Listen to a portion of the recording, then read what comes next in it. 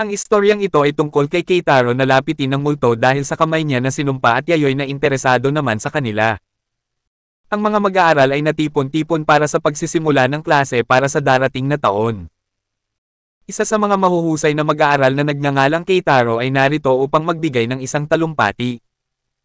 Ipinagmamalaki ni Eiko ang kanyang tagumpay sa entrance exam at gusto niya ng picture kasama siya.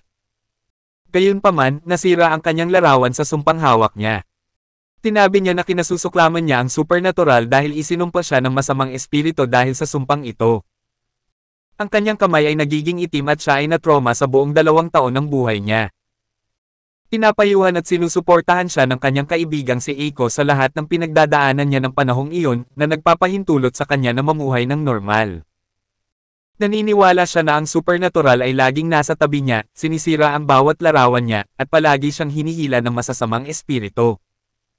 Bumalik na siya sa paaralan at normal na ang buhay dahil sa nag-iisang kaibigan niyang si Eiko.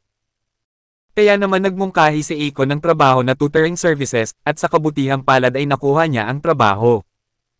Ngayon ay kailangan niyang turuan ng isang inirerekomendang mag-aaral at napili nila siya bilang tagapagturo sa bahay ng isang napakatalinong batang babae. Nagkataon, dun din sa bahay ng kanyang kaibigang si Eiko nakatira ang batang babae. Si Yayoi ay may koleksyon ng maraming malalambot na laruan na may matingkad na mga mata at may haunted aura. Kaya naman, isiniwalat ni Eiko na mayroon siyang pinsan na pangalan ay Yayoi, na nangangailangan ng pagtuturo, at ipinarehistro niya siya sa parehong portal. Si Yayoi ay pumasok kasama ang kanyang paboritong plushie at may misteryosong hitsura. Mayroon siyang 2 pupil sa bawat mata, at ang kanyang plushie ay nagtataglay ng haunted aura ng malakas na masamang espiritu. Naramdaman ni Keitaro ang masamang aura at nabigla siya nang makita ang potensyal na hawak nito sa isang maliit na plushie lamang. Nakakakita rin siya ng mga espiritu tulad ni Keitaro. Napansin niya agad ang sumpang namumuhay sa itim nitong kamay. Malinaw na mas malakas ang aura nito kaysa sa kanya, ngunit kailangan niyang panatilihin ang kanyang takot at dahil pinsan ito ng kanyang kaibigang si Eiko. Tinakal ni Yayoi ang stuffed toy at halos muntik mawala ang espiritu sa loob ng laruan. Ipinakilala niya ito ng maayos, ngunit mukhang hindi ito tao. Gusto niyang pumunta sa isang haunted place dahil sa tingin niya ay lapitin ng mga espiritu si Keitaro.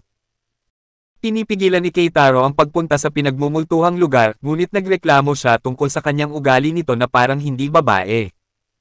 At pilit nila siyang dinadala sa lugar. Pilit niyang pinapatigil ang kalokohang gawain dahil hindi ligtas ang lugar. Kaya naman iminungkahi ni Eiko na tumuloy dahil mayroon na silang kasama ng may karanasan. Nanlamig si Keitaro, kahit ang layo pa nila ay 1 kilometro. Na malapit na sila dito ay walang ingat na tinapakan ni Eiko ang pedal. Nakarating na sila sa lugar. Isang phone booth ang pinagmumultuhan ng dugo ng isang babaeng aswang na dating hinahangaang hostess ng kanyang panahon. Ang kanyang mga customer ay natagpuan na ang kanilang kapalaran ay ibigay sa kanya ang kanilang regalo. Isang madilim na gabi, inatake siya sa phone booth ng isang lalaki na dahilan kung bakit siya namatay. Ngayon ay gumagala siya dito at nagpaparamdam at pumatay kung sino man ang manggahas na tumawag mula sa phone booth na ito. Nakuha nila ang numero ng phone booth na ito online at gusto ni Yayoi na tumawag sa telepono. Gusto nilang makita kung may mangyari sa kanila o wala. Natakot si Keitaro at tinutulak sila palabas ng phone booth para maiwasan ang anumang maling pangyayari. Gayunpaman, ang mga ito ay paulit-ulit kaya nagpasya si Keitaro na tumawag. Nanginginig siya sa takot at napapansin din niya ang labis na panginginig malapit sa phone booth. Gayunpaman, kailangan niyang sumuko at tawagan ang number. Kahuli ay naniniwala siyang walang masamang mangyayari, ngunit nagsimula silang makaramdam ng masamang espiritu. May sumagot sa tawag at sumigaw ng tulong kahit na wala naman silang nakitang tao sa booth. Pinuksan ni Yayoi ang pinto at itinapon ang paborito niyang laruan sa booth para malaman ang katotohanan. Dinagtagal, ang laruan ay nagsimulang mag-fluff ng random at sumambulat, kumalat ang mga splinters ng dugo sa buong paligid ng phone booth. Agad silang sumakay sa kotse at umalis sa lugar. Gayunpaman, naniniwala si Yayoi na may ibang namatay, ngunit hindi ang plushie. Sa kabutihang palad, nakauwi sila ng ligtas, ngunit ang walang kwentang pananalita nila ay nakakaasar kay Keitaro. Binanggit niya ang mga magulang ni Yayoi habang nag-uusap at si Eiko ay nagmumungkahi na pag-usapan na lang pagkatapos ng pag-aaral. Kaya naman, bumalik sila sa pag-aaral at napagtanto niyang si Yayoi ay napakatalino. Kaya niyang lutisin ang mga pagsusulit ng middle school level nang hindi man lang nag-iisip ng 2 beses. Nakikita niya itong misteryoso at nerdy. Nagtatanong siya tungkol sa pagkahumaling niya sa mga multo. Ipinaliwanag niya na mahilig siya sa mga multo. At sinabi niyang nakahuli siya nito kamakailan lamang. Nagtataka si Yayoy na ang espiritu ay nagpapakita ng mga palatandaan nito kapag tumatawag si Keitaro, ngunit hindi kapag sinubukan lang niya. Interesado siya sa porsyento ng kapangyarihan na hawak niya na nakakaakit ng espiritu. Ipinaliwanag ng Keitaro na maaari siyang makaakit ng mga espiritu hanggang 100% kung ang lugar ay minumulto. Natuwa siyang marinig ito at gustong tuklasin ang iba pang mga lugar kasama niya. Malinaw na umiiwas si Keitaro. Pagkatapos ng pag-aaral, nagkaroon ng pagkakataon si Eiko upang pag-usapan ang tungkol sa kanyang mga magulang.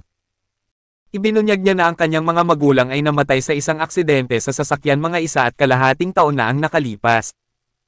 Gayun din, siya ay naging sensitibo pagkatapos ng insidente. Tinabi niya kay Keitaro na iwasan na pag-alitan siya dahil sa paghabol sa multo. At sinabing mukhang hinahanap niya ang kanyang ina sa pagitan ng mga multo. Tungkol din sa kanyang double pupils. Naniniwala ang isang optometrist na hindi nasira ang kanyang paningin nang ipasuri siya ng kanyang ina. Bagamat ipinaliwanag niya na mayroon siyang double vision. Minsan nakikita niya ang mga normal na tao at ang mga anino ng multo. Gayun din, napapansin niya ang takot sa loob ng kanyang klinika. Habang naglalakad, napansin din niya ang ilang multo na lumalapit sa kanila, ngunit hindi niya ito pinansin. Pumunta siya sa isang amusement park kasama ang kanyang mga magulang at nakasalubong nila ang isang walang ingat na tsuper ng truck. Habang si Yayoy ay napansin ang isang kakilakilabot na halimaw sa loob ng truck sa harapan ng kanyang mga mata. Sa ospital ay nakikita niya ang dalawang mundo, ang tunay na mundo ng tao at ang isa pang anino, multo na mundo. Ngunit pagkatapos ng aksidente sa sasakyan, nakita niya ang magkabilang mundo sa parehong oras, siya ay nasa kawalan ng pag-asa na nawala ang kanyang mga magulang. Gayun din, lumabas sa kanyang pagsusuri na mayroon siyang IQ na higit sa karaniwan. Gayun din, napansin niya na pagkatapos ng aksidente, ay inatake siya ng masamang espiritu at ipinanganak siyang ibang babae pagkatapos noon. Naniniwala siyang kinuha ng masamang espiritu ang kanyang ina at ngayon ay hinahanap niya ito. Isa pa, nangako siya na babalikan niya ang kanyang ina kahit anong mangyari. Ipinaliwanag ni Keitaro na napakahirap ng makabalik dahil ang mga kaganapang ito ay papagudan ka socially at mentally. Ipinaliwanag ni Eiko na hinanap niya ang lahat ng mga makamulto na lugar, ngunit hindi niya natagpuan ang kanyang ina. Habang nagsusumikap siya para sa kanyang pagmamahal. Tinabi ni Keitaro na mag-iingat na siya sa susunod na makasama niya si Yayoy matapos marinig ang katotohanan tungkol sa kanya, naaawa rin siya sa pagkawala ng mga magulang nito.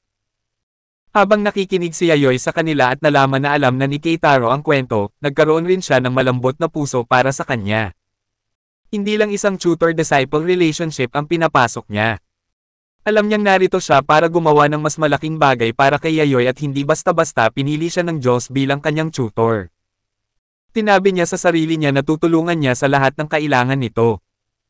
Kinaumagahan, bumalik siya sa bahay nila Eiko ng may bagong mindset upang turuan siya. Gayunpaman, nanlalamig siya kapag iniisip niyang pupunta na naman sila sa minumultong lugar. Gayun din, isinasaalang-alang niya ang kanyang takot at mga alalahanin patungkol sa mga lugar na ito, at binigyan siya ni Yayoy ng regalo. Isa itong estatwa ni Gizo na makapagliligtas sa kanya mula sa mahihirap na panahon. Pinanggit din niya ang pantyhose ko, na malinaw na ikinagulat niya. Kaya naman, muli silang pumunta sa parehong phone booth dahil nakuha na ni Yayoy ang atensyon ng multo dahil tinawag niyang baliw kanina. Pinakita niya kay Keitaro ang cellphone niya na lumulubog na sa dugo at hingi ang tulong niya. Napansin din nila ang isang madugong anino sa salamin ng phone booth na tumatawag kay Keitaro. Biglang hinatak si Keitaro nang sinumpa niyang kamay papunta sa phone booth. Pinipilit niya buksan ang pinto nang biglang nakita niya and mga bakas ng paa na may dugo. At bigla siyang sinakal ng wire at nabitawan niya ang hawak-hawak niyang statue.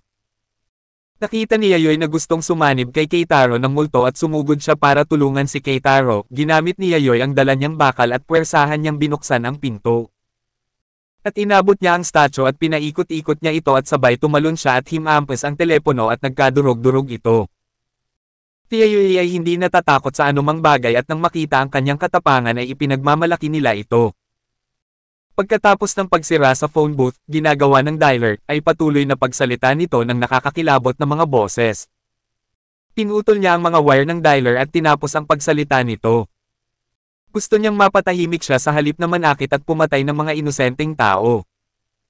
Isa pa, sinabi ni Yayoy kay Keitaro na huwag siyang matakot at kahit lapitin siya ng masasamang espiritu ay huwag siyang mag-alala dahil laging siyang anden para tulungan siya. Sa kalaunan, ligtas na siya at maayos na umuwi sakay ng kotse, ngunit nakakaramdam siya ng isang bagay na talagang nakakatakot. Napansin niyang sinasakal ni Yayoy ang isa pang plushie gamit ang alambre. At ang laruan ay nanginginig sa takot. Tinasakal niya ito hanggang sa mamatay dahil alam niyang buhay pa ang multo ng hostess sa plushie na ito, kaya kailangan nitong mamatay sa lalong madaling panahon. Kahit papaano, nakauwi sila ng ligtas at nag-bake ng cake si Eiko para sa kanila. Tinabi ulit ni Keitaro na kinamumuhian niya ang supernatural. Pero hindi naniniwala si Eiko. Ipinaliwanag niya na itinatago niya ang kanyang tunay na damdamin tungkol sa supernatural. Siya ay kumikilos na parang natatakot at kinasusuklaman niya ang lahat ng mga kaganapang ito, ngunit sa huli ay nagustuhan niya ang takot at kasiyahan sa pakikitungo sa mga multo. Gayun din, napapansin niya ang kaloob-looban, masayang damdamin ni Keitaro habang tinatawagan ang multo na babae. Bagamat naniniwala si Keitaro na nadala lang siya ng mga pangyayari. Naniniwala siya na hindi na nila kailangang bumalik doon, paliwanag ni Yayoy. Hindi na nila kailangang bumalik dahil wala nang magmumulto doon ngayon. Kaya naman, iniisip ni Keitaro na si Yayoy ay napakasensitibo at napakatalino sa mga multo, kung gayon bakit lagi siyang nahihirapang habulin ang mga ito. Tinagot ni Keitaro ang mismong tanong sa pamamagitan ng pag-iisip na maaaring iniiwasan siya ng multo dahil sa kanyang pagiging marahas sa kanila. Habang pinagmamasdan niya si Yayoy biglang sinambit nito ang salita Kodoko. Nangangahulugan ito na ilipat ang sumpa ng isang tao sa isa pa sa pamamagitan ng pag-trap ng mga bug sa isang garapon. Habang ipinapaliwanag ito, nakita natin ang plushie na may parehong dialer na inatake ng ilang random na espiritu sa loob ng kwarto.